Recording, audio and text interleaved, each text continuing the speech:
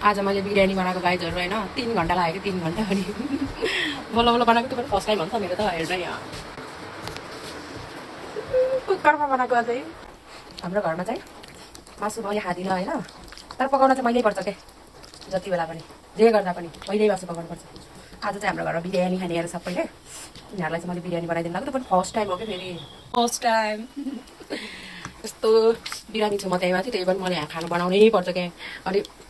यो बिरयानी चाहिँ मैले फर्स्ट टाइम बनाउनु लाग्यो होइन अब कस्तो हुन्छ सामानहरू त पुरै पुगेन होइन मसलाहरू त मैले घरमै बनाएर हुन्छु सबै मसलाहरू तरकारीमा हाल्ने अनि मासुमा हाल्ने सबै एक वर्ष भन्दा यस्तै वर्ष बनाइरहेको हुन्छ कि पुग्छ मजाले अनि मलाई मसला यो लसुन अदुवाहरू हालेन भने चाहिँ खानेकुरा मिठो लाग्दैन कि मलाई मात्र होइन अरूलाई पनि बनाइदिनु फेरि मैले नखाएँ नि अरूलाई चाहिँ मिठो बनाइदिन्छु कि फेरि अनि मैले खान्न नि त अब मैले नखाए पनि बनाइदिनु पऱ्यो फेरि घरमा काम छैन मेरो काम नभएपछि त अब एउटा टाइम पास त गर्नु पऱ्यो नि त अनि त्यही फर्स्ट टाइम बिरयानी बनाएको